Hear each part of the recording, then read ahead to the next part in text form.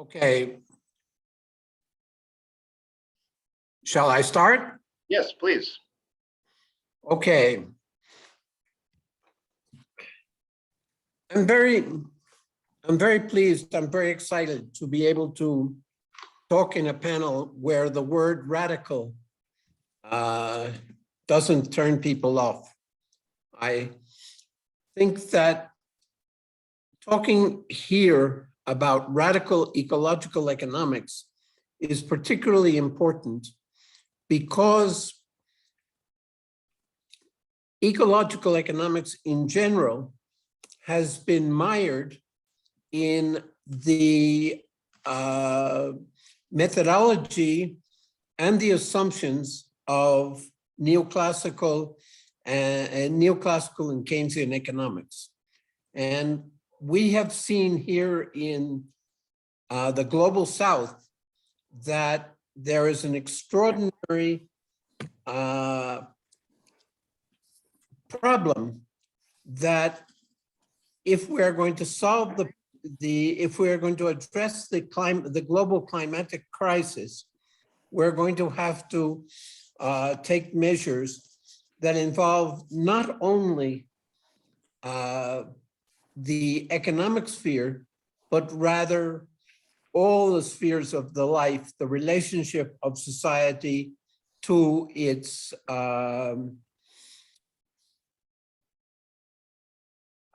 to the planet. And so radical ecological economics involves a commitment to social change and an accompaniment of the peoples in the world. And we will argue here that these peoples are generally the large numbers of communities throughout the world who already are reorganizing their lives, reorganizing their production systems, and reorganizing their societies so that they can continue to live in harmony with the environment within which the regions within which they are working. These communities are the societies, the dynamic societies that in fact are the center of biodiversity. The communities we're talking about are communities all over the world that are the centers of biodiversity. They contain perhaps 80% of the world's biodiversity. And because of their traditions, their heritage, their accumulated knowledge, and the technologies that they have developed over this world, over this period of time, over the centuries, which they are continuing to enrich and cherish, these communities are, in fact, we will argue, we do argue, are the areas which offer the most important solutions to the world's ecological and social crisis. You will see on the right of your screen these logos of some organizations and some groups. David, I'm not seeing any shared screen. What? I don't have a shared screen up. That's going to be a problem. Sierra? Is my screen up? No, not for me anyway. Oh. David, you may have to hit present on your computer so that we can see your screen. There's a shared screen button on Zoom. Yes.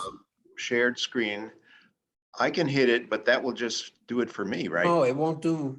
That will just do it for me. But David, you can do it. You hit shared screen and pull up something from your computer. Yeah, no. It's a green button on the bottom. Yeah, I don't seem to have that right now. Here it is. Okay. Oh. .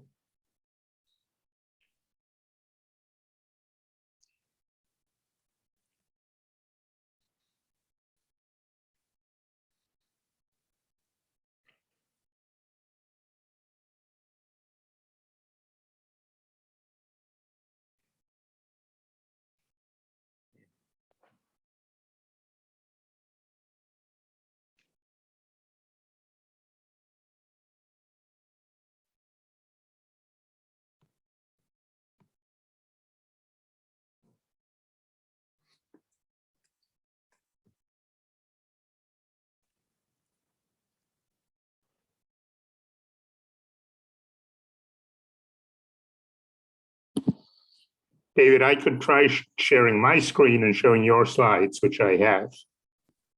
Okay, would you do that?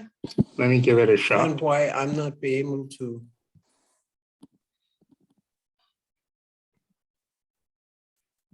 Okay, that does it. Would you go to the next slide then, Jonathan? Okay, let me get,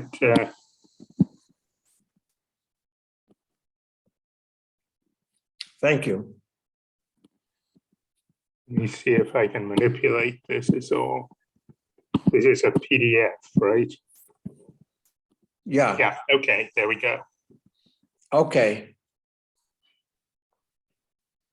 Okay, would you touch the full screen on your screen? Well, I can't do that once I've shared the screen. Let me, God, I don't understand.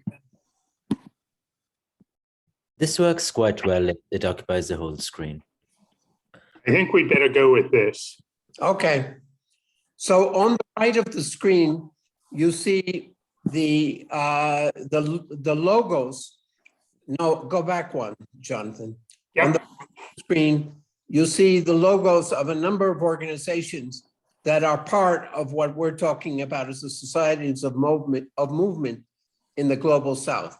The Via Campesina is the largest social organization in the world with 200 million members. Ubuntu is a movement in South Africa, which 60 years ago reflected the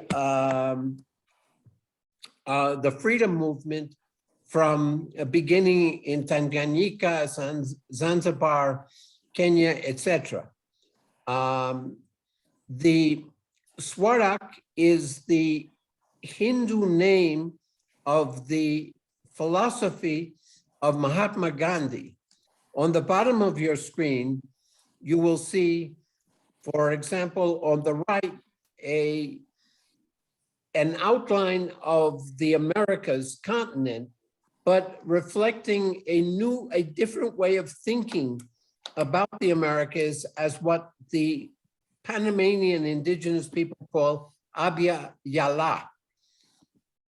And next to that is the flag of the Kurdish revolutionary movement in Rojava. We have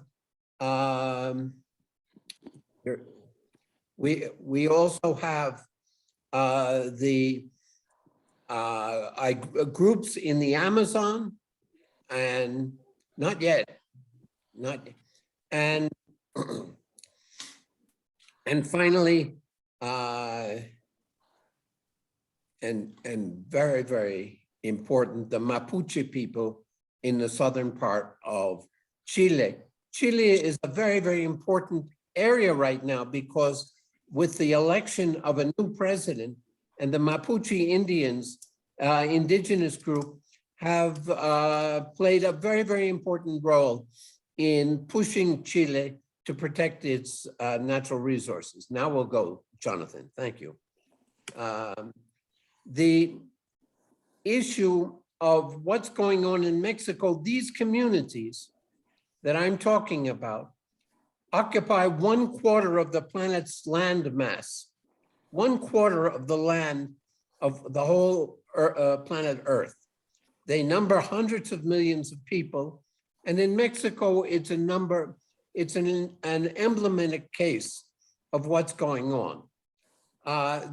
Again, the logos on the right refer to the landless workers movement in Brazil.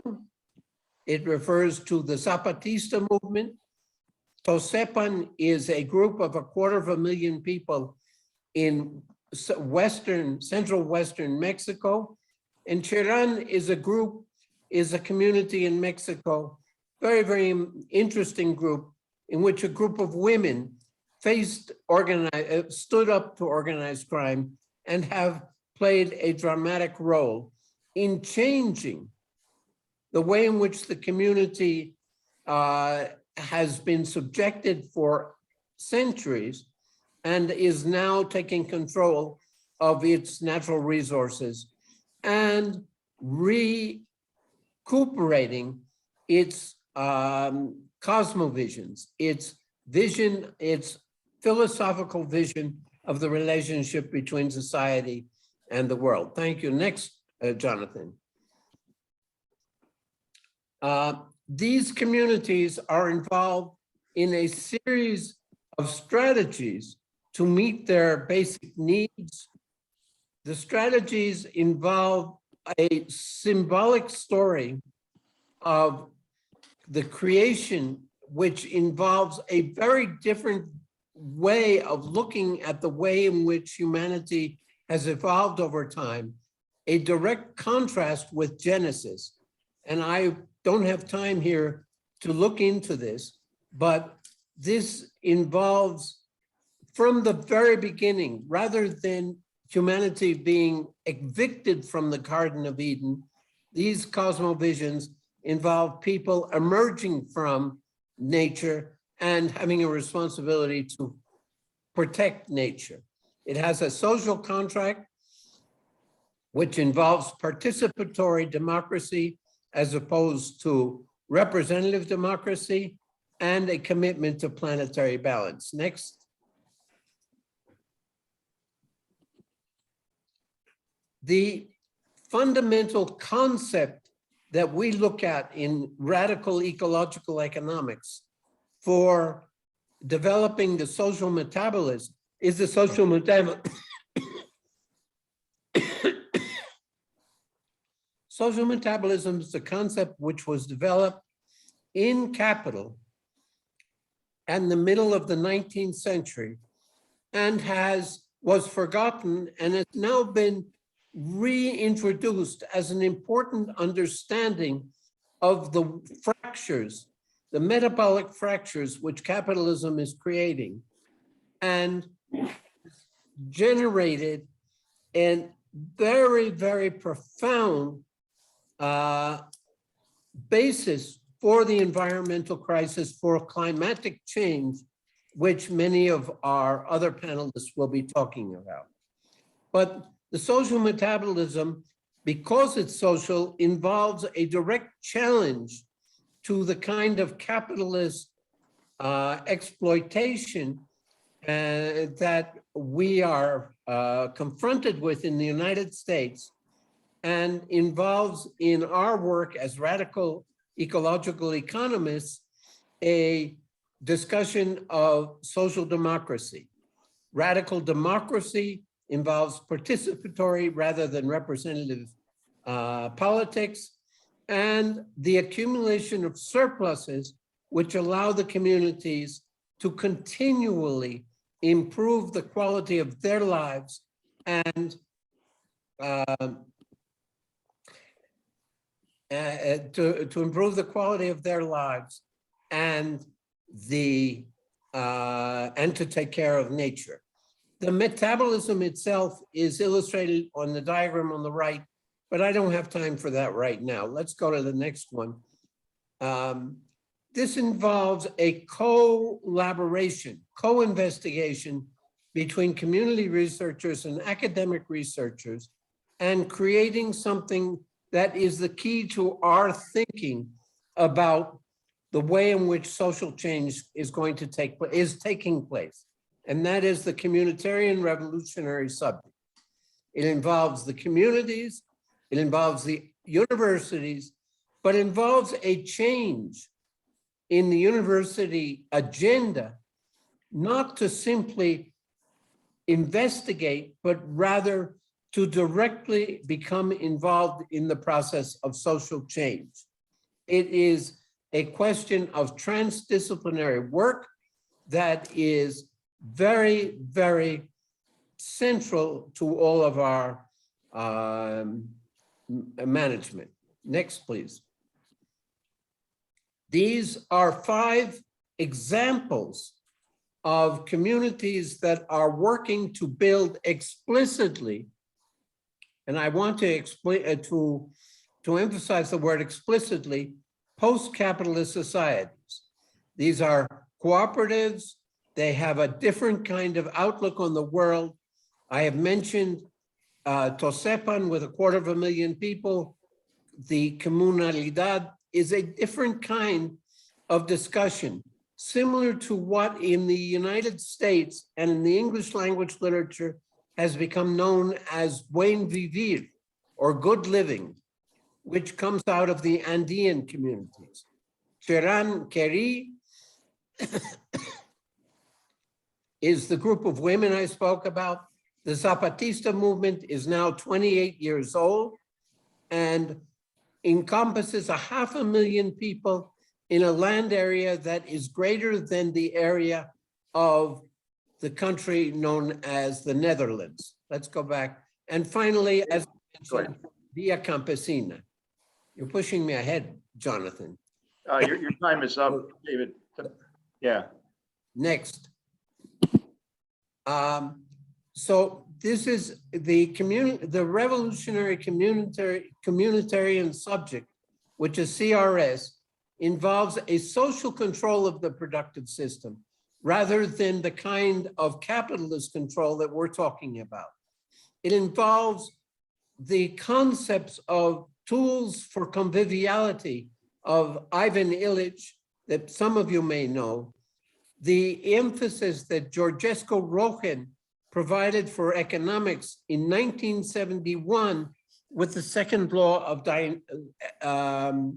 thermodynamics, which he emphasized was a crucial element, which means the second law of thermodynamics talks about the fact that energy cannot be created or destroyed, but is simply transformed. And that is what is creating the environmental crisis now. So if we don't create exosomatic organs that will reduce the entropy of the process, then the crisis that my fellow panelists will be talking about will just further become aggravated. And of course, the modes of production. The post-capitalist societies involve a different system of accumulation based on surpluses which can be generated from within the community. And they are, involves creating many other worlds. But unlike the Seattle slogan of many other worlds are possible, what we say in Latin America is not only are they possible, but they're already under construction. Next. David, I think we're gonna have to The stop. last one. Okay. Thank you very, very much. Okay, thank you, David. So I'm supposed to be the discussant here. There's not a whole lot of time. I will try to be very brief. I found David's paper to be very interesting and important, eye-opening and important avenue of work, certainly for environmentalists, for radical or otherwise, mostly radical, and viewing these communities potentially as ways to confront some of the destructive forces within capitalism and within the global economy. And we know about that. We know that indigenous communities around the world have been fighting for water rights, for land rights. They're often indigenous activists are the first people who are murdered and otherwise confronted very viciously by the existing systems. So all of this I applaud. I think it is a really important work. One caution I would have is the sort of the tendency to romanticize revolutionary communalism. I think we do have to consider that some of those societies are very progressive, the ones that David points to as examples, and some of them are not. We want to go forward, not backward to feudalism or kind of primitive. And I think those communities themselves understand that education, science is all extremely important, and that has to be integrated into their traditional knowledge and the strengths that they bring, the benefits, the things that we can learn from them there are things that they also can learn from the world culture, particularly the scientific culture, and particularly related to confronting our climate crisis. So that's, I mean, I have examples of Samis in northern Sweden and so forth who refuse to allow a little tiny experiment that would help understand stratospheric aerosol injection, for example, example of a kind of thing that we don't really, I don't think is helpful. That this sort of not to change at all, not to this sort of sacrosanct vision of Me Tooism in a sense that I think is not helpful. But let me stop there, and because unfortunately our panelists will not be able to respond to the discussion until the very end. So David's going to have to withhold his his answers to me until the end, and we'll move on to Jonathan Harris.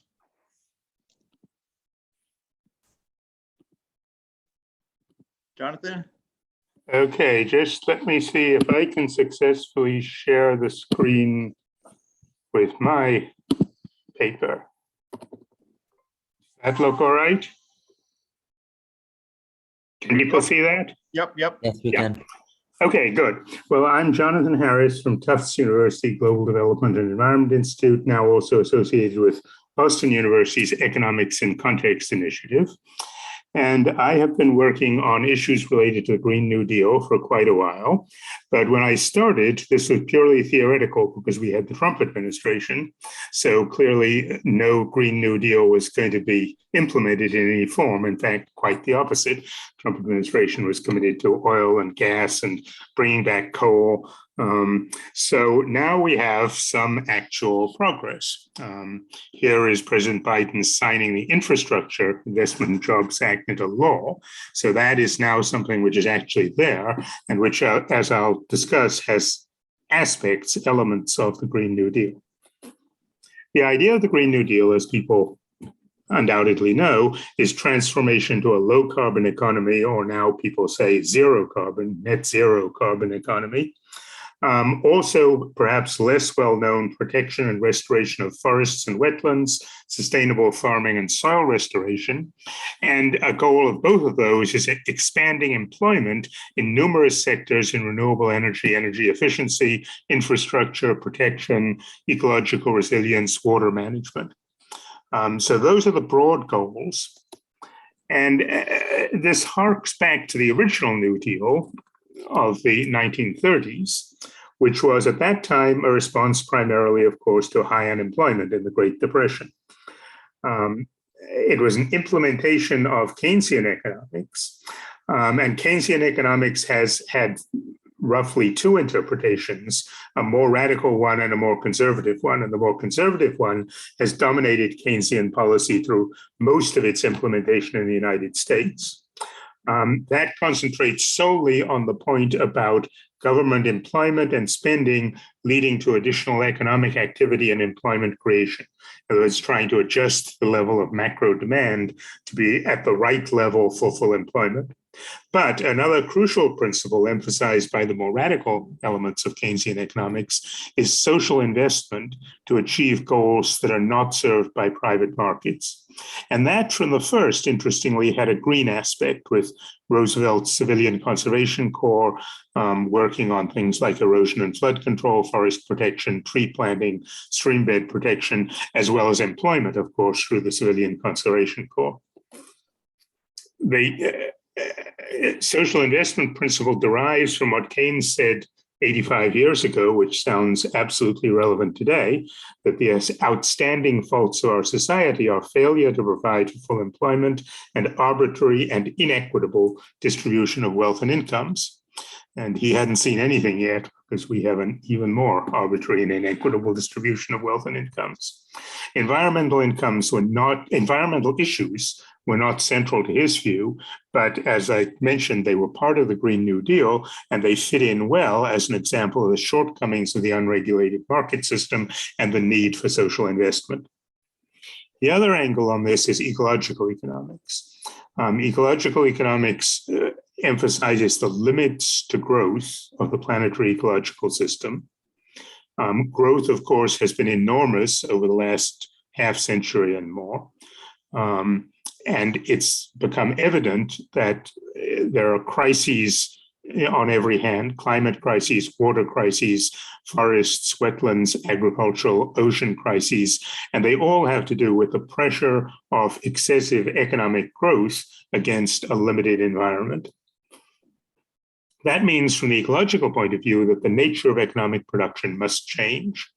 A thorough reorientation is needed and an end to conventional growth. That doesn't necessarily mean going 100% for no growth or degrowth, as I'll talk about, but certainly a major reorientation of production. And that can take advantage of many of the standard Keynesian policy tools, including social investment, but in this new context of ecological economics.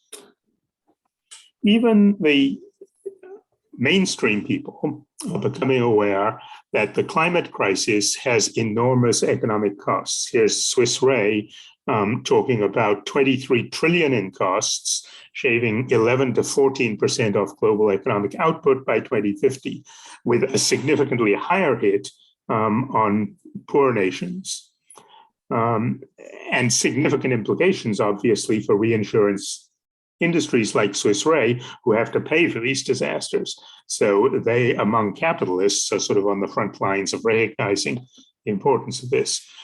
This is the ecological side of it, where we are already into significant ecological damage to ice sheets, glaciers, coral reefs, and a few more degrees. I think this is actually underestimated, probably would take less than that, to have major ecological collapse of forests, ocean circulations, permafrost, etc. So we have to reduce carbon emissions. The US pledged in 2015 to reduce carbon emissions, and surprisingly has done so, despite the best efforts of the Trump administration to do the opposite. Carbon emissions came down, and in 2020, due to the COVID-19 crisis, they were actually 21% below 2005 levels. They have bounced back a bit. But we now have, under the Biden administration, more radical targets: 50% emissions reduction by 2030, 100% by 2035, 100% reduction in the power sector by 2035, and 100% reduction in everything by 2050. So these are the goals of the Green New Deal, officially adopted by an actual US federal administration. In order to achieve that, you would need vast changes. We are already moving towards some reduction in carbon emissions. We're already moving towards some renewable energy, but we need to double or triple the rate of that with the electric grid, with electric vehicles, with changes in homes and businesses, retiring all coal-burning power plants. This article talks about carbon capture and storage, which is a somewhat dubious, unproven technology, and hydrogen economy, another as yet uneconomic technology. But we need new technologies as well as the existing technologies, and we need to speed everything up. Okay, is it possible to do that?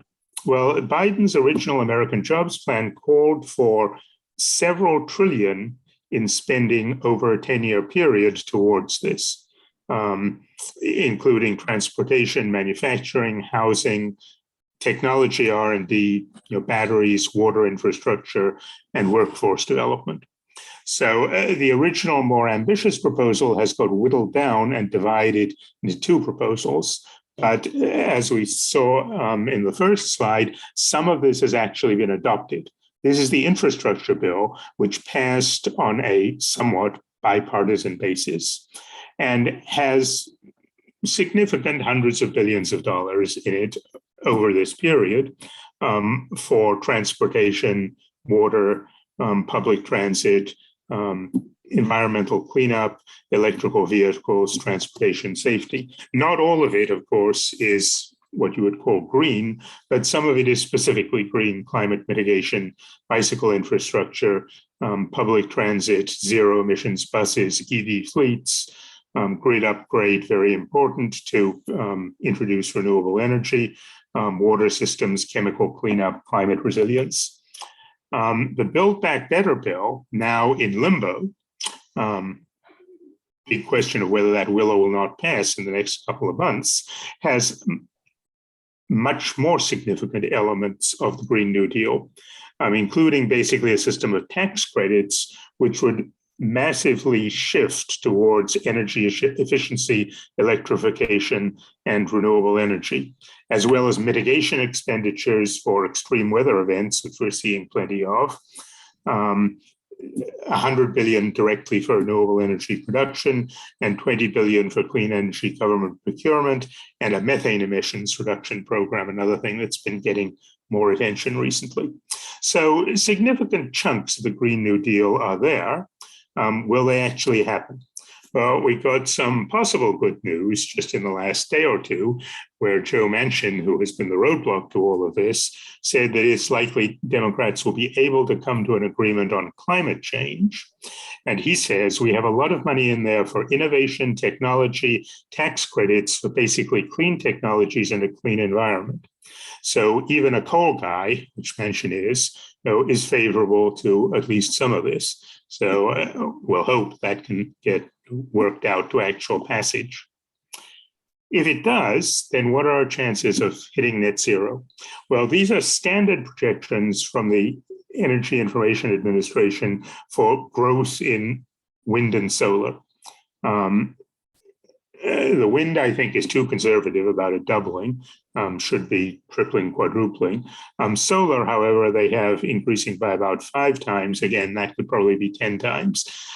This is a conservative mainstream projection, but it shows substantial increase. Here you can see their 2050 projection, which still shows a substantial amount of natural gas, nuclear and coal, so it's not net zero. But it shows, at least a doubling of renewables. But that's the mainstream so-called reference case. Now, the more radical case could be significantly more than that in terms of renewables development. And if you look at global capacity, more than 80% of all new electric capacity added last year was renewable, with solar and wind being 91% of that. The other side of this is what I call lowering the ceiling, that is reducing total energy demand.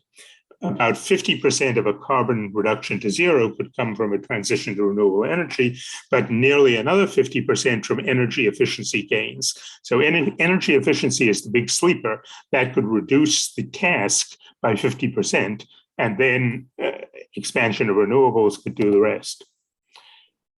Still not enough, because we need to reduce carbon already in the atmosphere. There's enormous potential in forests, wetlands, grasslands to do that. I won't go into the details here, but the bottom line is it could remove almost the entire excess carbon emissions per year in the atmosphere if you had full development of full protection of existing forests and development and expansion of forests. Similarly, healthy soils currently contain 2 to 3 times more carbon than the atmosphere. If this carbon level increased by just 0.4%, the so-called 4 per thousand initiative, then that would significantly reduce the annual increase in the atmosphere, and over time could actually draw carbon out of the atmosphere. A lot of this, relating to what David said, could be implemented by people in rural areas who are not part of the mainstream agribusiness capitalist system. Okay, will all this cost trillions and trillions of dollars? This is what the Republicans say. Oh, it's going to break the bank. It's going to cause massive deficits. Well, an important standard economic principle is just marginal cost, that doing the first stuff is the cheapest. And this is what McKinsey and Company, again, a standard mainstream consulting firm, show that about 1/3, that's a total global carbon emissions, can be reduced at negative cost. In other words, by doing things like increased efficiency that we should be doing anyway for economic reasons. Then about another third can be reduced at low cost, including some of this agricultural and including wind and solar power expansion. And then the final third is a bit more expensive. But the first thing we have to do is the first 2/3. So, over the next decade, you're not looking at huge costs for production of carbon. You're also looking at significant generation of employment, very important politically as well as economically. Again, standard Keynesian stuff. Promote the growth, promote jobs growth in the green sector. Even more jobs potentially in developing countries where things that tend to be more labor intensive.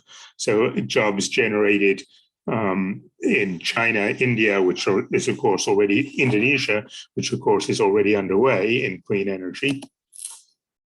And here's a surprise. Coal miners. Coal miners hate this stuff, right? It's a war on coal. Apparently not. Anyone who would not accept jobs where jobs are desperately needed is making a horrendous mistake, said Cecil Roberts, president of the United Mine Workers of America. We're for infrastructure. We're for jobs. We're for moving manufacturing into the coal fields. We'll work with the president on that. And here's just one example of why we have to do this stuff anyway. This is an example of a lake in New Jersey being destroyed by algal blooms as a result of climate change. The EPA puts the cost of upgrading the stormwater system at $16 billion. So that's just in one state. So clearly there is urgent infrastructure spending needed throughout the country, which is one reason why the infrastructure bill did, as I say, draw at least some bipartisan support. Okay, so all of this is going to be very expensive. No. The bills that are either adopted or being considered have revenue-raising measures like taxing corporate profits, stock buybacks, multimillionaires, just generally improving tax collection, which is a multi-billion-dollar potential, new Superfund fees, and eliminating fossil fuel subsidies. Okay, maybe there will be some deficits. But depending on how you look at it, again, very Keynesian, deficits are not necessarily a bad thing if you get much greater benefits. And here's one analysis saying the deficit is actually much smaller than it appears in real terms when you look at production over time.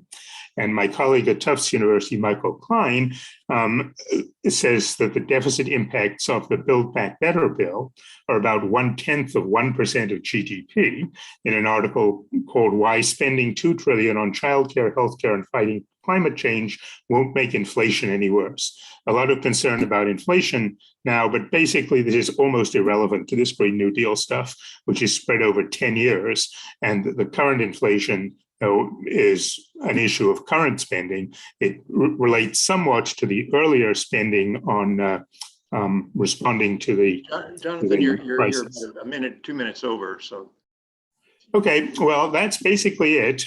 This is a brief summary of how the benefits outweigh the costs. And the only thing I would say is I think that this argument can be very compelling to people who don't think of themselves as radicals or left-wingers, like the coal miners guy. That political feasibility is as important as economic feasibility, and I think we can make a case that we have both. Thanks. Thank you. Tim, are you going to be the discussant for this one? Yes, I can. Let me Great. just Take share it my away. screen. So you have 3 to 5 minutes. Okay. Great. Can everyone see my screen? Yep. Okay. So thank you, Jonathan, for a really, really interesting paper. And it really sets out a Green New Deal vision that's going to take a decade or two to play out. And thank you also for the work that you've been doing at Tufts University with a really crack team of people. So I'm at the Green New Deal Network. So we've been sort of an activist practitioner wing of the Green New Deal as it actually exists. So we are trying to create a climate jobs and justice alliance between unions, climate organizations, and racial justice organizations to act as a progressive left flank on the Biden administration to get them to go bigger and actually pass these bills, right? So There's sort of four big themes in Jonathan's sort of presentation and talk that I'd like to discuss. The first one is simply that inaction against exponentially rising threats of greenhouse gas emissions guarantees catastrophe.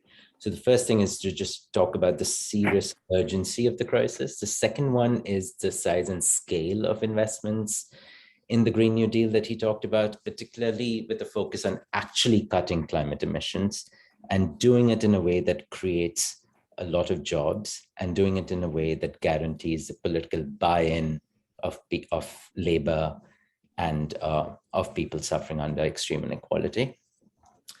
The third element is sort of what is the actual Biden plan? What is in these bills? Will it actually cut emissions in half by 2030?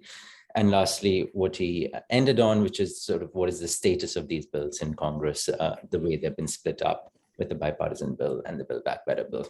So the first theme was, which I like to call the first law of ecological economics, is that the economy is a wholly owned subsidiary of nature. So the economy doesn't exist outside of nature. It is completely within nature. And the way we have been producing emissions, the way we have been destroying the habitat, these have unleashed the beast. We've been poking the Earth's planetary system with a carbon stick, and the results are total destabilization, which is why key capitalist interests are now very worried about the possibilities of growth and money making in the 21st century. So the Green New Deal has a recipe, which Jonathan talked about, of cutting the climate pollution in half in 10 years. And that is to directly go after the sources of emissions in the US economy and in the global economy. And those in the US economy in particular, transportation outweighs the power sector. So the whole key is going to be to electrify the sources of emissions in the economy, which are transportation, heating, agriculture. And to do that, you would need to build out a large amount of renewable energy, and you need to build out a lot of energy efficiency in these existing machines. And once you've done all that, you're going to have to very quickly retire the existing 5,000 power plants powered by oil, gas, and coal. And you have to do that in a way that gets political buy-in from the workers, which is making sure that people have alternative employment and training for new jobs. So that's sort of like the recipe for actually achieving this. But how do you actually do it? Is you need to, the tools that Jonathan talked about was rapidly declining costs in green technologies. So this is sort of the classic curve of the learning curve of how costs continually reduce the more quantity you make these green machines in. So we've already reached a point where wind and solar is cheaper than the incumbent fossil fuel costs. EVs and heat pumps are currently above the incumbent technology, which is internal combustion engines. And then on a longer term time scale, almost all industrial emissions are currently much, much cheaper than the alternative, which is hydrogen or CCS, which might be required for industrial decarbonization. So the goal in the Biden plan and the goal of the Green New Deal is to bring down these the costs of each of these technologies. For wind and solar, it's simply to deploy it.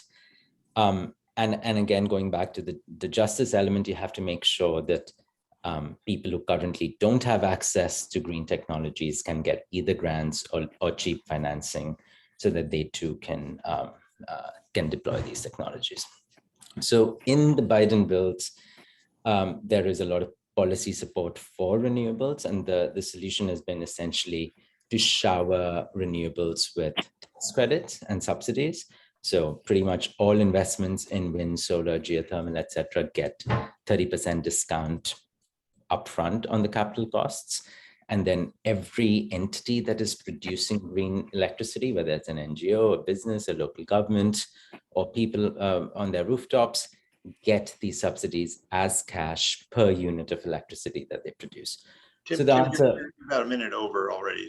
Okay, so yeah, and I'll just end with sort of the various tools The policy levers that are being employed to meet these decarbonization targets range in each sector. So the industrial sector and the oil and gas sector, the transportation sector and the power sector.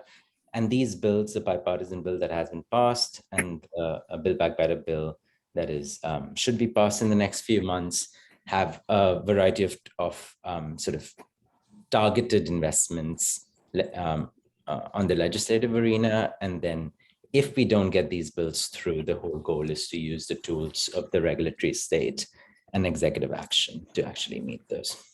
And I'll just end with on the how to pay for it note that Jonathan ended with. These bills are all paid for by progressive taxes.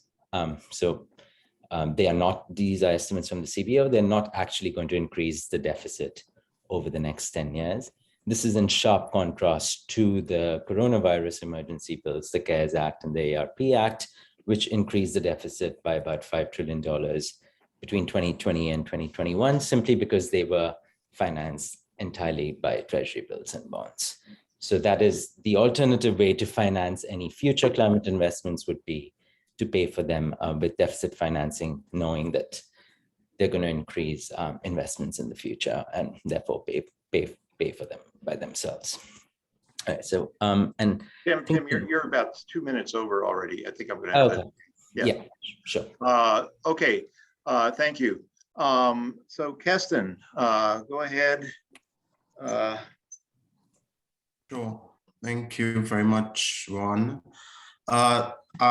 It was really great to have those two presentations, as they kind of sort of prefaced some of my own conversation with respect to the Green New Deal, but also I don't have to go over a lot in terms of actual detail of the Green New Deal. So that was very, very helpful. 1 second. Okay. Right. So my conversation is coming from somewhat of a very different perspective with respect to the Green New Deal and a different dimension, sort of extrapolating, or rather extending the conversation around Green New Deal from the sort of largest and most significant capitalist economy to broader impacts and implications on other societies that are influenced and shaped by how the world is currently organized and how our economic production and forces are organized and are influenced through the prism of race and what is racial capitalism.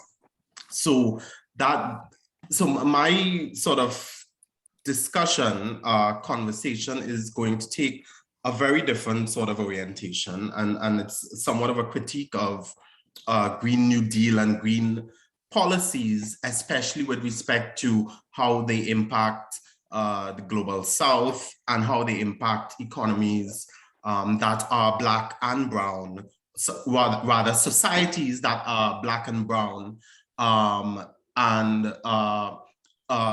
who are formerly colonized economies. So we have to sort of think about the world as, and part of the conversation of a Green New Deal often neglects and does not discuss how colonialism and how race are part and determinants of how the world economy works, right? And how various structures in the world economy, including sort of renewable energy, lead towards forms of domination that continue to subjugate peoples of the global South, especially racialized people in the global South. So I wanted to sort of show this map to sort of give us an idea of, and to sort of point to the fact that one of the main ideas or factors that shape how the world operates and how the world economy operates is race. And many of the countries in Africa, in Latin America, in the Caribbean, and so on have been colonized through European imperialism, have faced forms of subjugation, and they are still enduring legacies of that particular period, or legacies of how the economies are organized, how various kinds of new instruments, be them financial or otherwise, are utilized by global sort of capitalist economies like the United States to both extract wealth, but also subjugate their peoples and societies through various forms, right? So if we think about renewable energy and how renewable energy has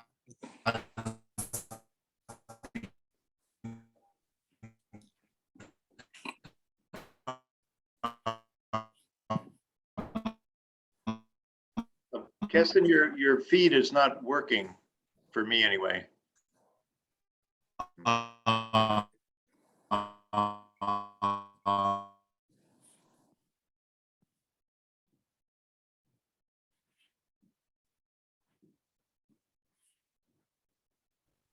Are you, hello? There we go. Okay. Yeah, that's better. Yeah. Okay, I think it might be my internet connection where I'm at. So hopefully it's a bit more stable. So yeah, I was basically saying utilizing renewable energy as an example, a case study of how the world is organized. We still see many of the countries that are dominant in terms of financial instruments to be able to deploy renewable energy and renewable energy technologies, as well as sort of other forms of economic instruments, or even through access to natural resources. So rare materials like lithium and so on that are required for renewable energy production, they are still divided along somewhat of a colonial line. The countries, Germany, the United States, China, and so on, many of those countries still predominate the global economy, and many of those countries are still majority, have a sort of hegemonic hold on the world economy, but also in terms of the extraction of resources required for renewables, the majority of those resources are in the global south, and also lead to forms of indigenous dispossession, lead to forms of extraction from those economies. So if we look at the global economy, those resources that are in the global south required for renewable energy production still yield fairly lower prices as compared to the kinds of technologies and the kinds of material inputs that come from the global north, and the manufacturing that is required in terms of for renewable energy production. So this, I wanted to sort of show how the world is still organized, even when we're talking about renewable energy, still organized along racial lines, and still organized, and the legacies of colonialism are still relevant to how we discuss renewable energy and or the sort of Green New Deal as a sort of policy proposal. So this is sort of well known in terms of carbon emissions, CO2 emissions, who is most responsible for CO2 emissions globally, include both the United States and Europe, that make up about 50% of historical carbon emissions. The entire continent of Africa, it's less than 3% of global carbon emissions. So we have to sort of consider the problem that, as it were, and the responsibility for the problem lay with the countries that have also created the problem, right? And the responsibility to sort of take action, as was discussed through, if we want to discuss a Green New Deal or global version of that, they still have the United States, Europe are still dominant forces in how that problem is being framed on the one hand, but how action is purportedly being taken to address the problem.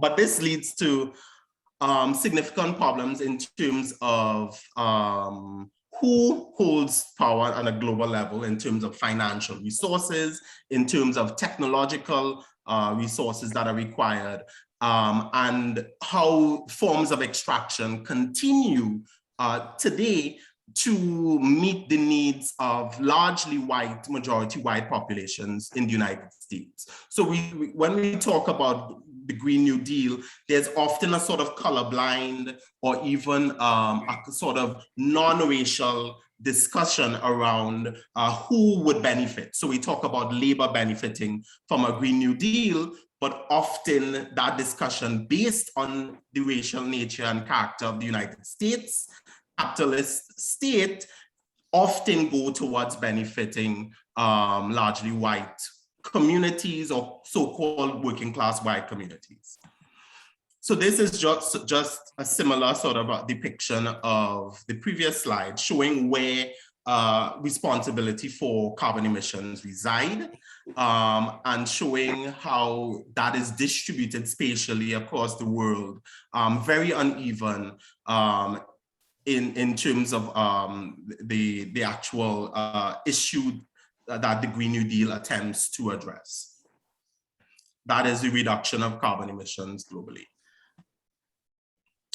I wanted to also indicate through this particular slide where the issue around commodity dependence and especially fossil fuel dependence is particularly important for global South countries. So we can see large parts of Africa that are dark red still depend on exporting commodities, especially fossil fuels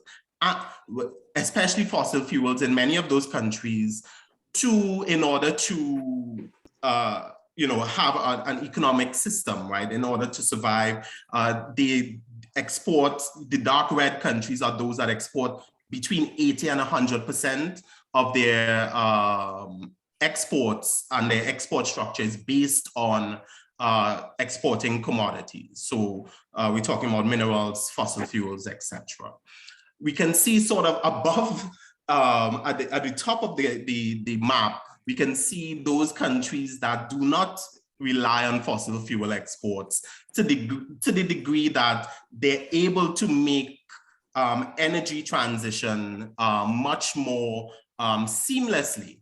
But in order for us to sort of consider how this world is constructed, we have to consider the importance of imperialism, European and American forms of imperialism that have led to how the world economy is structured.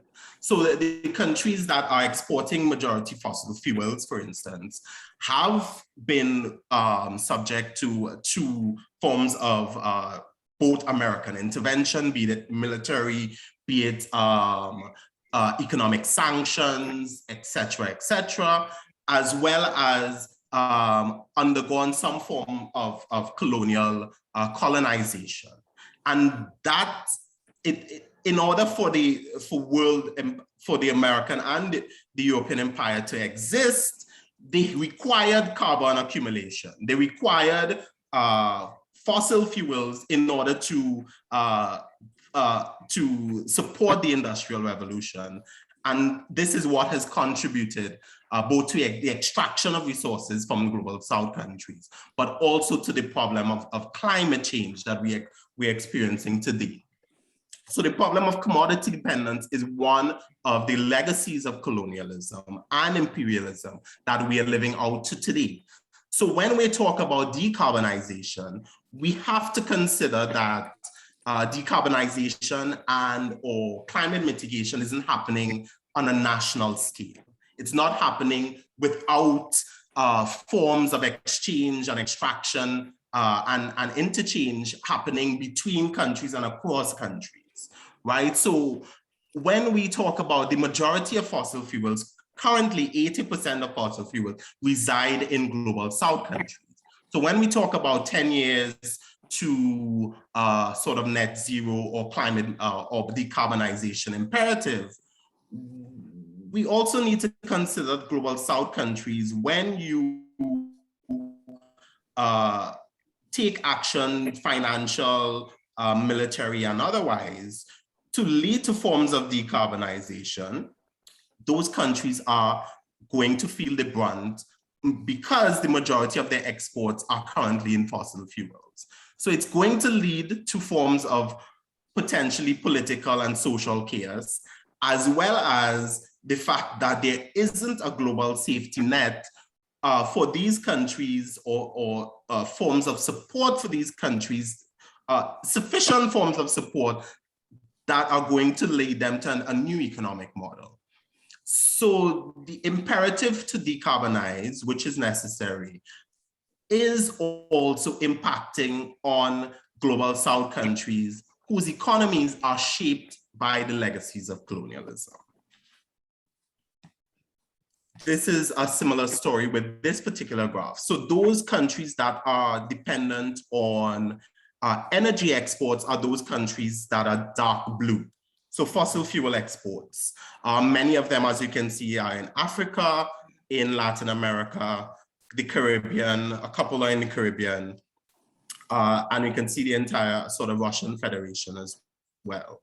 So how the world is sort of organized, how it's spatially organized to lead to where we need to go with respect to climate mitigation, we must consider that sort of organization, how it's very uneven. That process of decarbonization is going to lead to levels of unevenness, going to lead to levels of inequality that are also racially structured, that are also, the majority of countries are Black and brown countries that are dependent on fossil fuels.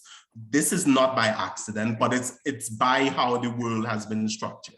Through colonialism, through imperialism, that continues today, forms of it that continue today. So I think the discussion on sort of climate mitigation often has a very virtuous, very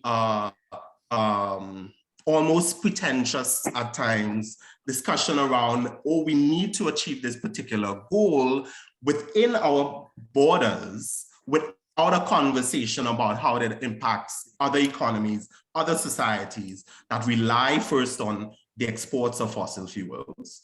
But what are the mechanisms that are going to be put in place to ensure those countries, because climate change is not one country problem. A Green New Deal implemented in the United States, and I'm based in the United States, I'm at Williams College, impacts on several other countries. It is not only that it's going to impact the United States once the United States becomes green and renewable, and that's the end of the problem. The problem actually begins because of the kinds of instruments and legacies that are instruments, both economic, financial, technological, and otherwise, that lead to what I call forms of domination, or green, what we might consider green domination. So both the European and the US Green New Deal. You know, you're about a minute over, so you probably okay, that's fine. Just give me a couple more minutes, if that's okay. Are going to lead, there's a conversation around what are the benefits of sort of Green New Deal. Often this is couched in terms of the investment, employment opportunities that are going to redound to global North countries, majority working class communities that are going to feel the brunt of decapitalization as a result of withdrawal of capital in fossil fuels. There's a problem around, again, as I mentioned, commodity-dependent countries, majority of which are in Global South. What is also happening as a result of the Green New Deal conversation is that countries are now being sanctioned by European powers, by the United States, or being threatened to be sanctioned without consideration of the history of how these countries became commodity exporters and fossil fuel exporters. For instance, the carbon border tax that is being proposed by the European Union does not actually address the problem of global emissions to the extent that it's going to deal with the problem. It's actually less than 1.1% of global emissions is estimated to be actually resolved by the carbon border tax. But there's a potential income loss for many low-income developing countries of about $5.9 billion.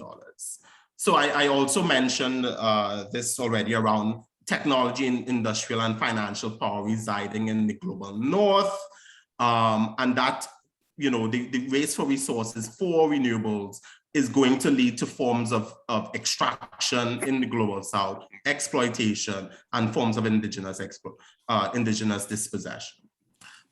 This was just to show us where... You're like 3 minutes over and we're not gonna have time. Okay, I'm wrapping up now. Yeah. This is just to show us that spatially renewable energy is currently very spatially uneven across the world. Investment, employment opportunities, and so on is very uneven, the majority of which go to European countries, the United States, in terms of employment at the moment. And you know, the African, Latin American, and other countries are receiving less. This particular graph shows us this, less of the benefits of sort of global investment push around renewables. Yeah, so that's how I'm going to conclude. Thank you very much, and I look forward to the conversation. Okay, thank you, Keston. Jonathan, I believe you're discussing Keston. Yeah, well, very quickly, since we are running short on time, just want to say I think the issues raised in Keston's paper are extremely important and have not received sufficient attention in Green New Deal discussions, including mine.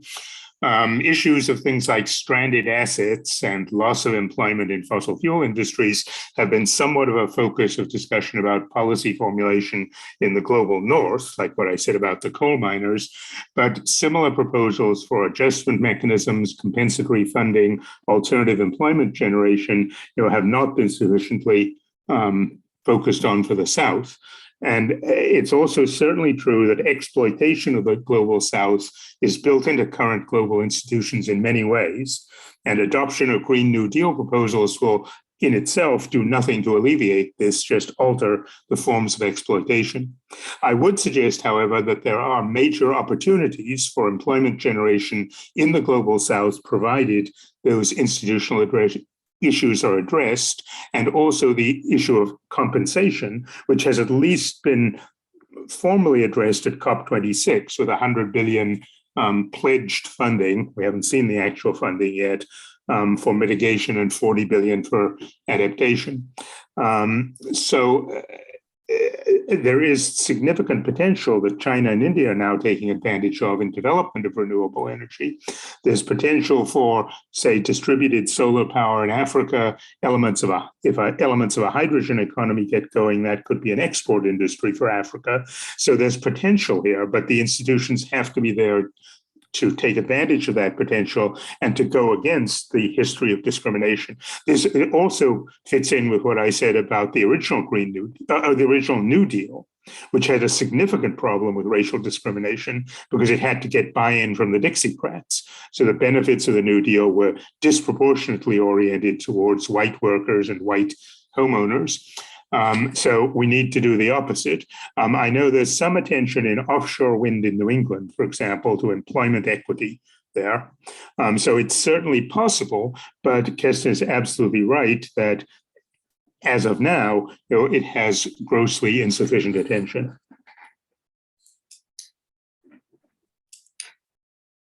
Are you done, Jonathan? Yeah, I think we should move on. Okay, thank you very much. Okay, well, I think I'm up. If somebody could time me, it's about 15 minutes. That would be helpful. I am, it's kind of fortuitous that I came after Keston because some of my presentation actually is, I believe, is a good follow-up on Keston. Now, where did my slides go? Darn it. Okay, let me just. I don't know why this is happening. Let's see, where are my slides?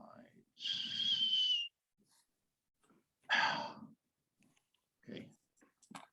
They're supposed to come up on my desktop and I don't see them. It's very frustrating. Let me just get rid of all this other stuff on the desktop. Will be helpful. Okay, the slide up there. Go back to Zoom.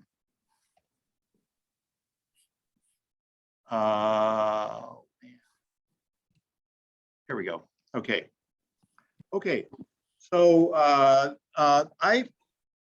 my presentation is sort of a very large scope kind of thing. I've been working with the global climate scientists and a bunch of groups trying to actually realistically deal with our crisis. One of the points that we continuously make is, of course, that it's a greenhouse gas stock problem, not a flow problem. So even if we get to zero, that just means we're not making it worse, although we have legacy things that will make it worse even after we get to zero. We're not actually solving the problem. So cutting emissions is absolutely essential in the long term. And of course, regenerating our ecology and natural systems, both are absolutely essential, but those are not short-term solutions. Right now, we have a 1.2 degrees and we're already seeing devastating climate consequences that are only going to get worse until we actually draw down something on the order of 1,500 gigatons. That could take decades, probably more likely centuries, realistically, to do that, to actually have an impact on the climate. So we're not really addressing the short-term climate crisis. I certainly support all of the Green New Deal efforts, everything we're trying to do on the mitigation front, but that is not really a solution to our current crisis. It's a solution to the long-term future crisis and to regenerating our natural systems for sure. We need to do it, but we're not addressing the current crisis. So on that point, and I think it's really important because I've tried to get people in the administration and others to take seriously the notion that we need direct cooling. We need direct cooling now. We can't just wait for it in 30 years or 50 years or whatever it is. By then it'll be too late. We're already on track for 2.6 degrees. And if we don't do something quickly, it'll be higher. And so anyway, so that's, I'm not gonna, harp on that. One graph here is this polar ice. That the most important tipping point, I really enjoyed, liked Jonathan's graph of all the tipping points and how we're, this one, if you look at the data, here we are over here. So we have, I think at 1034, based on this trend, this is volume, we're going to get to zero ice in the summer for one day in the summer, let's say, or 1 month. And then over the next, by the time 2050, it'll be 2 months, it'll be like a third of the summer or something like that. And that will, as numerous papers have pointed out, will dramatically accelerate warming because the water then will absorb energy instead of reflecting it, and increase polar amplification that will further destabilize or undermine the jet stream and destabilize the entire global climate, causing all the hotspots, the drying. All these things are interconnected and possibly exacerbate other even more disastrous tipping points like methane release in East Siberia and so forth. The slowing down of the meridional current in the Atlantic, all kinds of bad things, terrible things are potentially right around the corner if we don't do something really quickly for cooling. So, commodity price increase. I don't have time to go through all this. The Swiss Re report that Jonathan referred to, yes, absolutely, 23 trillion. 1/3 GDP loss in Malaysia, the Philippines, and Thailand. And they note in the report itself that they don't even consider tipping points, which we're going to start crossing by that point. By 2050, we'll have, a third of the summer we'll have something like a third of the summer we'll have ice-free Arctic, which is the first tipping point. We're crossing it. So that not considering tipping points is not a valid assumption. So what's the background political framing? This is where I have a bit of a debate with my comrades on the left. I mean, I'm a lifelong, DSA member and, left Democratic Socialist. But we have to understand that we can't have a global democratic socialism in time to fix the climate, right? So especially the first climate crisis, which is the direct cooling. So we have to be realistic about working to respond to that within existing systems. We have to offer hope. It can't be purely moralistic. And here I'm building on what Keston said inadvertently. I wasn't aware of Keston's work until now, that we need to build up living standards in the third world. And as you'll see later in this presentation, we need transfer payments. We can't just cut off people from their most important source of foreign exchange, a good part of the third world, as Keston pointed out.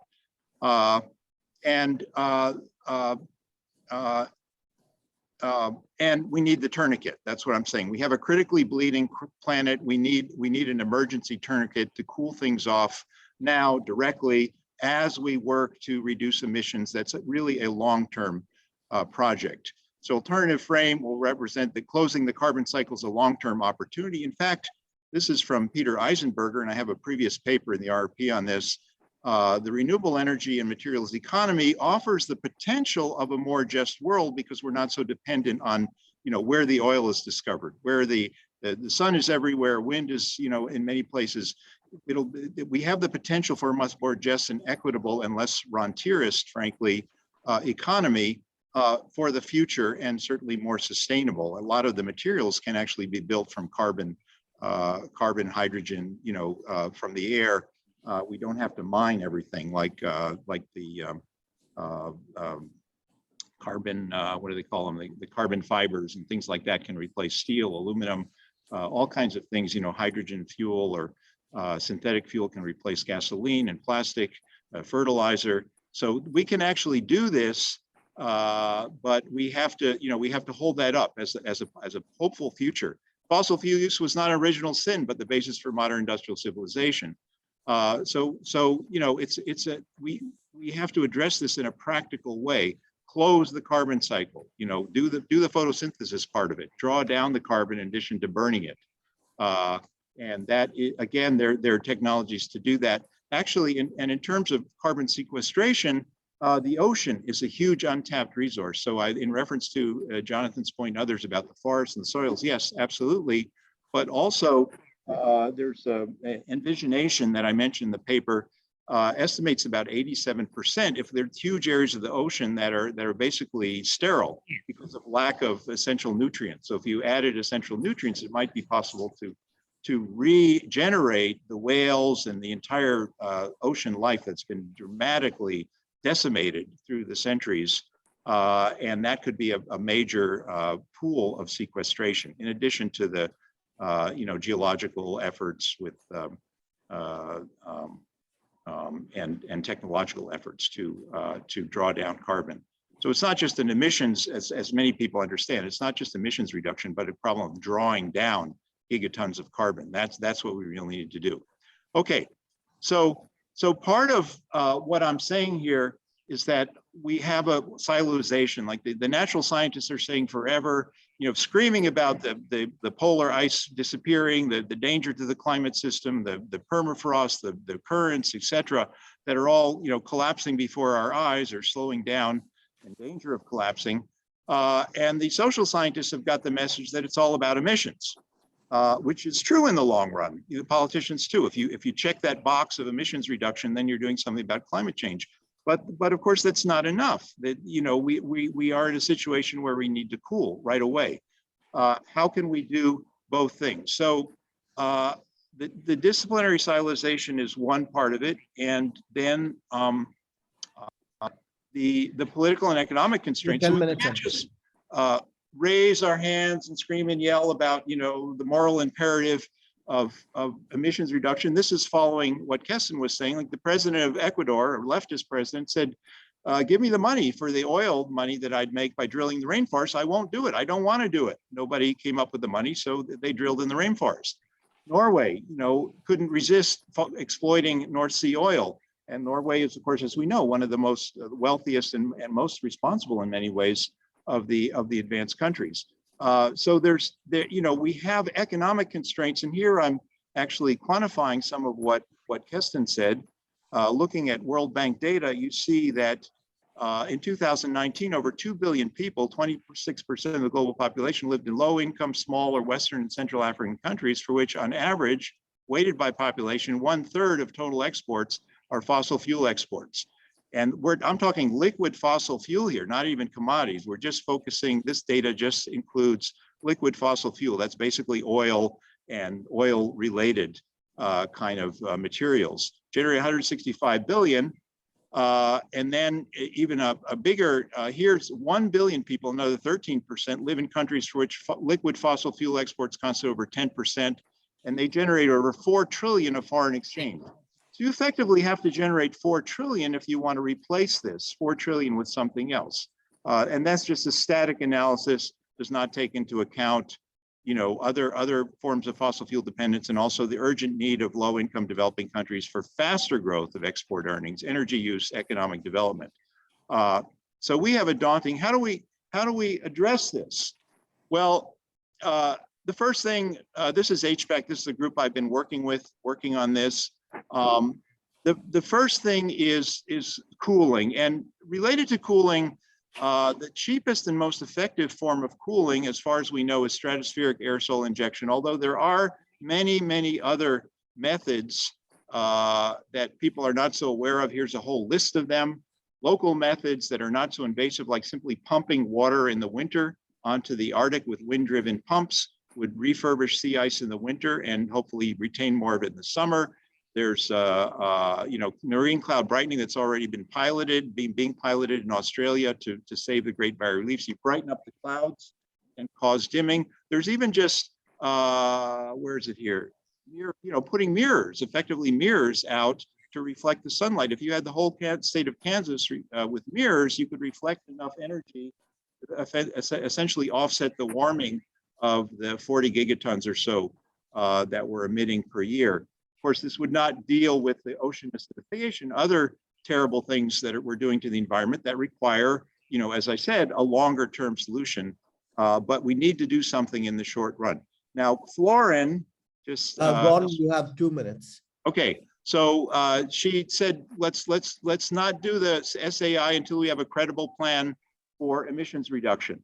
And that would make a lot of sense if we had hope of getting a credible plan for emissions reduction in the near future. The problem is, I don't think we're going to have a credible plan until we have a mandatory cap and trade regime, a global regime that would force transfers. And here I want to point out that the Kyoto Accord, which was exactly that, managed to transfer hundreds of billions of dollars to developing countries. That was mandatory. And the voluntary regime of the Paris Agreement has not even succeeded in a fraction of that in terms of the green fund transfer. So voluntarism simply does not work. And the only country, the only region in the world that has actually reduced its emissions from 1990 is Europe, 24%. And they continued the cap and trade along with carbon taxes in Europe.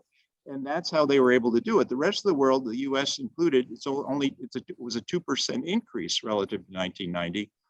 Now, many other countries are doing local cap and trade systems, but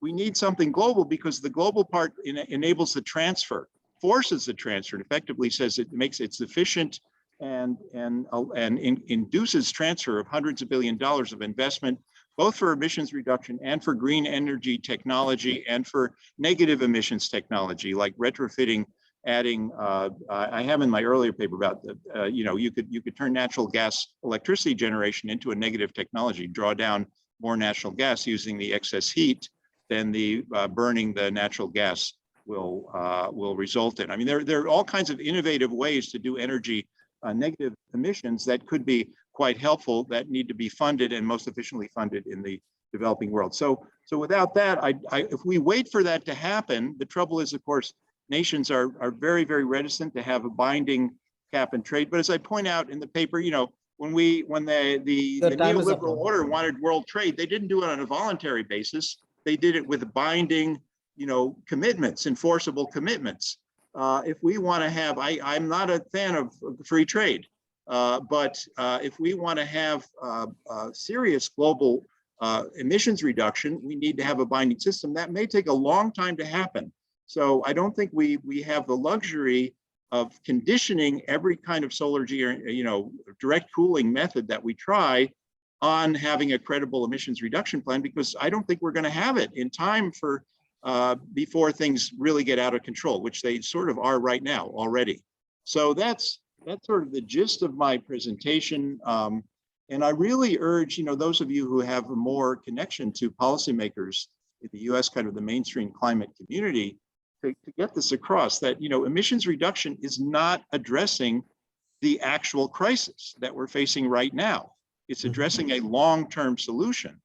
And conditioning one on the other, like we can't talk about direct cooling, until we have, because that will undermine emissions reduction, kind of moral hazard argument, is not working. It's like a kind of a breakdown argument. Let's let things get worse and worse, and maybe politicians will get the point. No, they're realistic constraints, as Keston pointed out.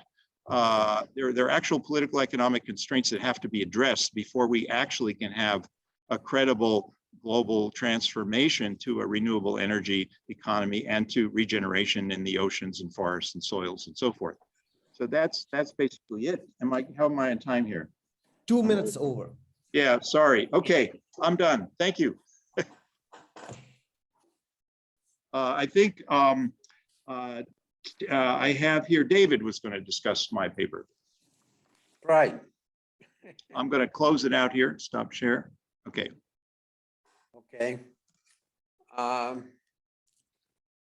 think that the presentation you make is, in fact, one of the most frightening presentations I have heard in months, if not and years.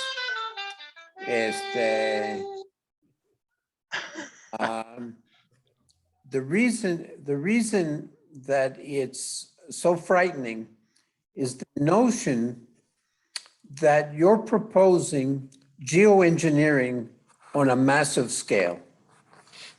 You're proposing interrupting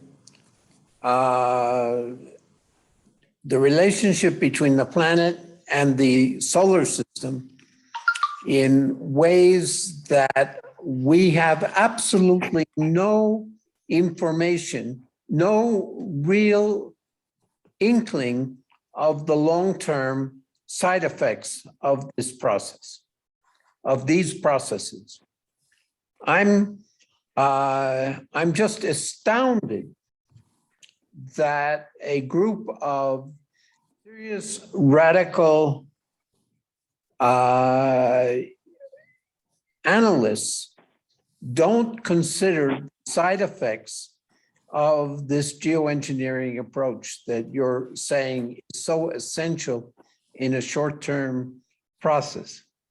I'm also a little perplexed by the fact that one of the major ways in which carbon sequestration might take place is in the oceans without the kind of geoengineering that you're talking about.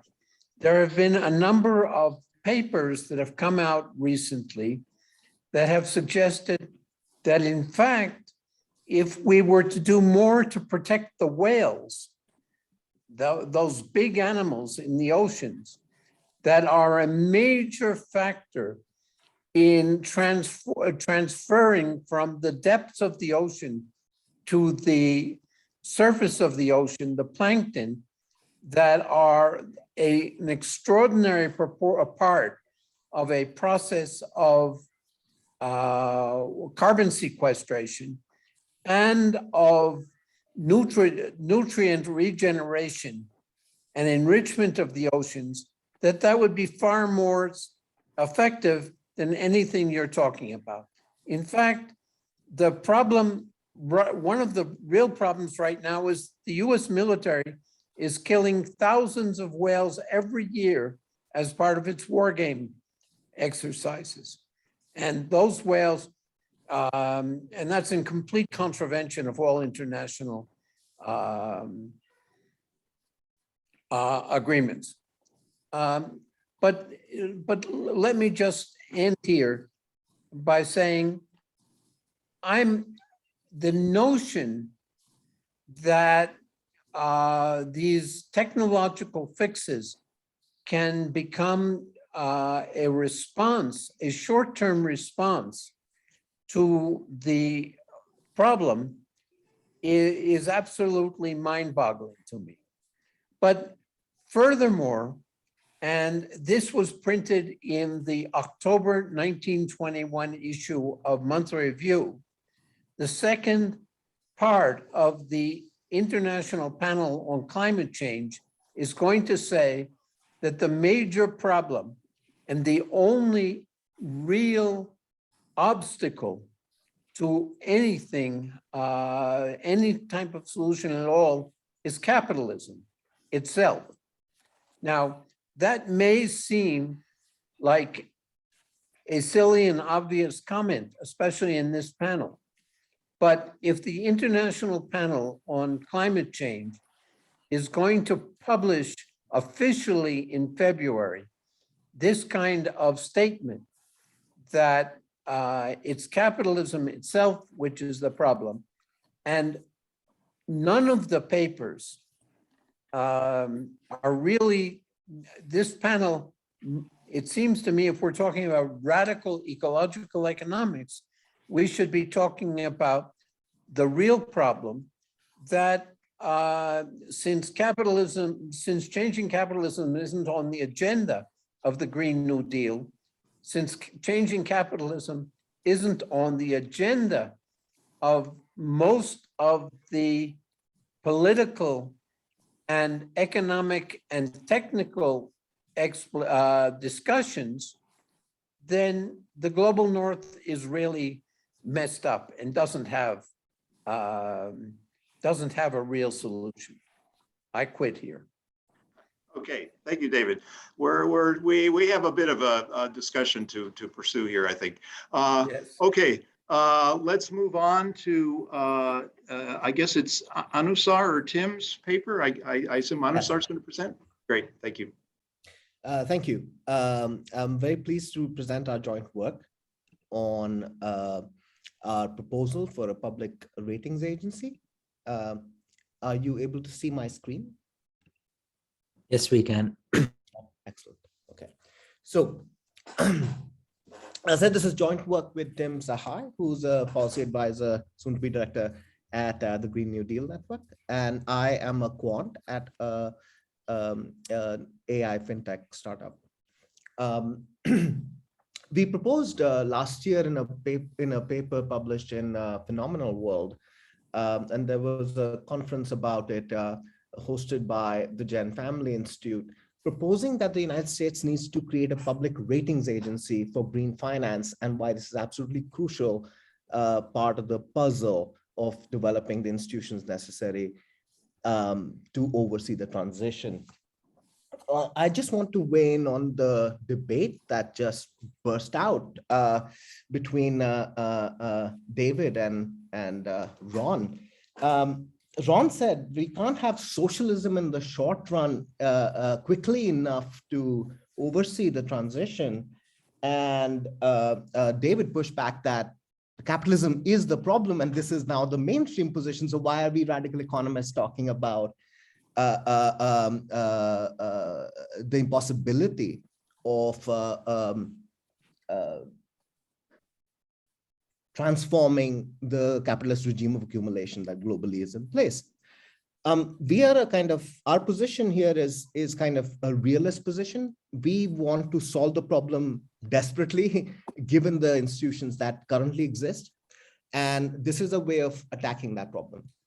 What is the problem? The central problem of green finance is that you need something like $131 trillion. Mark Carney's number is not a coincidence. This number is the best estimate we have of how much finance is required over the next 3 decades. This is Irina's estimate from the World Energy Transitions Outlook from June last year. 131 trillion is the right number. That's the amount of financing that is required. That's the gross financing. 33 trillion is the net financing for which you might imagine you need savings and so on. But finance is not economics. This is the transition, projects that have to be financed will not be financed from existing savings. They will be financed from future receipts, future savings. So, okay, how much is this is required? 131 trillion is 100% of global GDP in the United States, which accounts for 16% of global GDP and 16% of global emissions. This translates to about 100% of GDP over the next 30 years, or about 3.3% per annum. Now, the Biden administration, the bills that have been passed so far is a minor fraction, a trivial fraction of the actual financing required. But let's look at a bigger picture. Let's step back here and look at what is the vision here for how the thousands of things that need to be done. Tim mentioned electrification of agribusiness, heating, transportation, and so on. Absolutely essential. Turning soils and oceans and land into carbon sinks. All of this activity has to be financed. Now, the basic typology of finance is this: you can have a public funding where you take the taxpayer money and you spend it on projects. You can either give it to private companies as subsidies, or you can spend it in public investment. Or you can have private funding, and the undertaking could be done by the public sector or the private sector. Now, this is a clear, just to give you instances of this. If the US creates a smart grid financed by tax revenue, fully paid for, as Tim mentioned, is the Biden administration strategy, that would be a public undertaking with public funding. If car companies borrow money in the corporate bond market and install EV capacity, that would be private funding with private financing. If New York City borrows money from investors to build a seawall, that would be private funding of public spending. And so all of these are appropriate for different projects. So we have to think about how the whole thing is to be financed, and that's where our intervention comes in. Now, this is not just a question of American economics and finance. This is a global question. The global energy transition has to be financed. Now, the main constraint here is the fiscal capacity of states, which is extremely polarized. Low-income countries have very low, the top graph here is, I'm sorry, that is cut off improperly. That's general government revenue for low, middle, and high-income countries from the left to right. I have taken the average of 21 to 2019, just to average away the cyclical components. And we see that high-income countries raise 40% of GDP. Middle-income countries raise 28%. Low-income countries raise just 18%. They simply don't have the fiscal capacity to undertake very large scale transformations that are required. In fact, they are also constrained by state capacity in general, not just in terms of fiscal capacity. But fiscal capacity is a good way of getting a handle on how they are polarized. Just to look at the fiscal room that exists right now, I've looked at the ratio of the tax haul to debt ratio, which is the tax receipts of the state divided by the total outstanding debt of the state. And again, we see the same thing. Low-income countries have much less fiscal room than middle-income countries and high-income countries. Okay. Given this reality, the multilateral institutions have proposed a strategy of de-risking, which has been opposed by left economists, by radicals like Daniela Gabor, etc. And what is their theory of change? The UNDP's theory of change is that there is a problem here. The problem is that third world countries face higher borrowing costs, which increases the cost of every such green project. Wind projects cost 40% more in developing countries because of the upfront capital intensity of wind technologies. This was the UNDP's argument in the de-risking renewable energy investment paper that they released many years ago now. The theory of change underlying the framework, they say, is that one of the main challenges for scaling up renewable energy technologies in developing countries is to lower the financing costs. that affect their competitiveness against fossil fuels. So this is a crucial arena of debate, and what is to be done about how the relationship between global finance, the energy transition, and global development. But let's see if we can use this logic domestically. And what is the logic to what is the purpose of that? The insight is this. The issue is that the balance of power in Congress is very punishing. It's not just the senator from West Virginia. The progressives just don't have enough power in Congress because of the electoral map and so on and so forth, and the class partisan trench deadlock. They just don't have the balance of power in Congress to do public investment at the scale required. Kind of intellectual rigidity it means that they cannot even envision doing this deficit financing and going to Japanese levels of debt. So they have to show that whatever we are doing is paid for. It's paid for. It's paid for. That's the mantra. If you pay for it, then that automatically constrains how much you can finance. But even that you can't do. You can barely do a few $100 billion when actually over 10 years, when you actually need something like $10 trillion. Okay, so or $21 trillion rather. So how can the transition be financed considering the balance of power in Congress? Now we argue that public backstops by the federal government of municipal and state bonds that are rated green is a very clever, virtually free way. It's a highly efficient mechanism to mine the risk-bearing capacity of the US state. Now, the basic point here is this. The risk-bearing capacity of a state is the capacity to absorb losses if the bad scenario obtains. The fiscal capacity is how much money you can raise in revenue. Fiscal capacity is related to risk-bearing capacity, but risk-bearing capacity, the US risk-bearing capacity is much higher because of the role the United States plays in the global financial system, as the anchor, as the guarantor of the global financial order. The point is that if the US says that this bond, this debt is backed by the United States Treasury, then that debt is treated as a safe asset. So this is why agency MBS, for instance, was treating as a complete safe asset the week of the Lehman bankruptcy.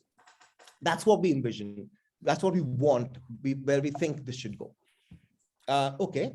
Now, the municipal bond market is a very sleepy corner of the bond market. It's like municipal debt outstanding has been frozen essentially at 4 trillion for like a decade now. And it grew until 2010, but then it just stopped growing and it's been stuck there. There is a lot of room to grow. This can become a very large portion, something like mortgage-backed securities currently occupy in the financial universe. How much money can be saved by cities and states alone? We estimate that the premium that municipalities, cities, and states pay over their because of their poorer credit ratings is about 1.2% per annum. That's just to give you a sense of the magnitude. That's a very large number. It makes a huge difference. These are my estimates I did from FINRA data on municipal bonds. And of course, you have to control for duration risk. So the top panel here shows the premium. The baseline is for AAA rated short duration bonds. And above that, you have a premium for duration. For small duration, you have a 24 basis point, 0.24% premium. For medium duration, you have 64 basis points. For long duration, you have 98 basis points. Controlling for this duration, credit ratings, even if you stay in the investment grade, they are very significant. How much does this amount to? if the United States guarantees states and cities municipal debt related to green projects, that would save states and cities $150 billion for every $1 trillion in financing. That's very significant. This ballpark is based on borrowing $1 trillion for 10 years. You have to fix the duration somewhere. 10 years is as usual standard place to put it, just like benchmark 10-year treasury yields and so on. And so this is a very large gain for states and cities, which are thereby enabled to raise trillions to finance seawalls, to finance housing electrification, to finance local projects, and so on and so forth. Okay, but this raises an important problem. The important problem is this: the United States just cannot simply guarantee the municipal debt, right? And for green projects. That is a recipe for a financial boom bust cycle, right? If you just issue a guarantee without caring about quality control, then you are almost guaranteeing a kind of investment cycle. And this is not something that is restricted to capitalism. Even in the anti-capitalist Soviet Union, you had investment cycles. And this is an important thing to keep in mind. It's not a private versus public issue. The issue is information. Do we have credible, reliable information about whether the project is green or not? So this is the subprime problem. And this is the problem that created the financial crisis in the mid-2000s. The problem of quality control is, of course, not restricted to public investments, not restricted to who should guarantee US debt. It's also in the private sector. The MSCI Sustainalytics rating, they are terrible at measuring. What they're measuring is something else. What they're measuring is the financial risk to corporations. Upright and Clarity are European firms that are doing much better. They actually measure impact on the environment. The solution is a clear and public signal. What should this look like? Very quickly. The basic problem we think is one of institutional design. And so it should be public. It should not be a private one, credit rating agency like the ones that issued mortgage security ratings. It should be standalone. It should be independent of the climate bank that is being contemplated by Congress. It should have oversight by public intellectuals appointed for life. It should be fully funded. It should be nonpartisan. This is not an issue on which there's any debate to be had between Republicans and Democrats. This is a nonpartisan question. What is the project or is it not green, right? It should be regionally structured like the Fed, and it should source talent from states. Finally, it should be mandated to classify all projects. It should be treated as authoritative by other agencies. And what really would make it work is to treat the prime rated agencies like agency MBS by dealers and by the Fed. And we think that this plan will finance and enable a transition at the same time as controlling boom bust cycle risk. Thank you. Thank you, Anusar. So we have about 10 minutes left, and I think Keston was going to be the discussant for Anusar's presentation. Anusar, can you take down your screen? Sure. Stop share. Yeah. Okay. Great, thank you. A very ambitious and interesting proposal, I think, and I think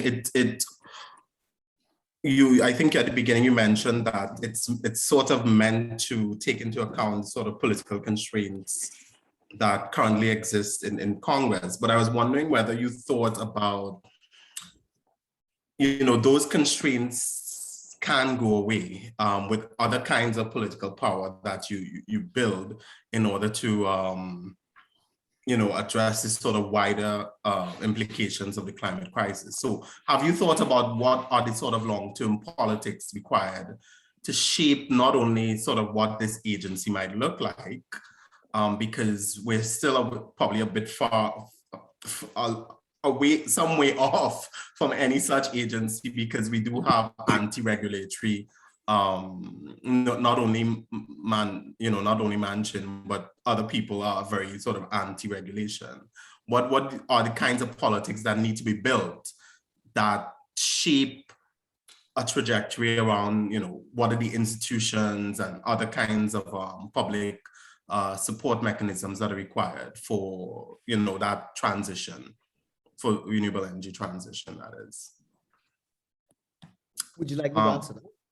I beg it. Oh yeah, I think also my I think in the paper that I read, so the presentation was slightly different from what I read in the paper, but in terms of how do you think this agency is going to be, you mentioned that it should be not in a public sphere or sort of private.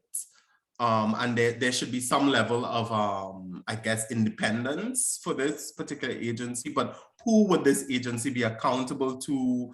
You know, how is it different from the other kinds of proposals? For instance, having the Federal Reserve have a sort of a taxonomy of green versus other types of investments. Is it different from those, or is it meant to sort of just become sort of its own animal in that sense? Are you Sure, done, can I Gary Houston? Yeah, okay, go ahead. You have a couple more minutes, so go ahead and respond. I'm sorry, yeah. Thank you. Thank you, Gaston. Good questions. On the long-term politics, I agree that an alternate politics has to be built around climate justice and climate change. And this is going to happen. And the reason why it's going to happen is because of what Tim calls the whacking of the hockey stick, right? So you keep getting whacked, and that is going to shape the polities of the future. We are confident of that thesis. It's what we are proposing is a very small component of the large politics, large scale micro politics, the big fights at the national level, at the international level, at the global level. All those fights, all that politics has to happen. This is just one particular small intervention that we are saying people need to be able to tell what is green from what is not in an authoritative way. That's all this is about. Who is it going to be accountable to? Well, we want an oversight board that will be public intellectuals, climate scientists, serious journalists, economists, writers, whatever, who will sit on the board, 20 of them or something, appointed for life, who will oversee the work of the agency. And the agency, we want to be independent, standalone public agency, part of the responding separate from the Treasury and separate from the Fed. And we want this agency to work with state universities at the local regional level. And we want the talent to be sourced from state universities where the funding should be directed by the White House, by Congress. The funding should be, and the talent should be sourced locally. Instead of going to prestige schools for everything, we should actually do this in the states system so as to depolarize regionally and get regional input, local input by communities and so on from the grassroots level into the decisions of the agency. So if a local project in Kansas, for instance, is asking for a rating, economists based at the state university in Kansas will take the lead in doing the due diligence. This is our vision. This is consistent with the vision of Sally Omarova and Robert Hockett, who want a national investment authority. We think that this should be independent of the National Investment Authority, and the National Investment Authority and the Fed should take the output of this agency as authoritative. And so can everybody else. Thank you, Anusar. Thank you. So we have about 5 minutes, and we don't seem to have all we have our panelists here, which is fine. So maybe we would give all our panelists about a minute to respond to the discussion. Anusar, you've had your chance. So we'll start with David. Do you want to take a minute to respond to my comments? I will take a minute. We'll try and do this very quickly and try and get it in one. Now we have 4 minutes. David, do you want to? I want to note there are 2 comments in the question and answer from Anna Georgieva at the World Bank. People might want to look at those related to the latest presentation. Okay, thank you. David, do you want to say something or? Well, I really want to emphasize the notion that all of your discussions have focused on the global north. And there is an extraordinary lack of concern, lack of interest, and lack of really realization that the people in the global South who are already involved for decades, for centuries and millennia in managing their ecosystems in a more balanced way is just not on the map. And the notion that you can, by tweaking the institutions within global capitalism, try to arrive at solutions. David, we have like 3 minutes left. So Okay. sorry, I'm going to have to cut. So Keston, Bye-bye. did you want to resign?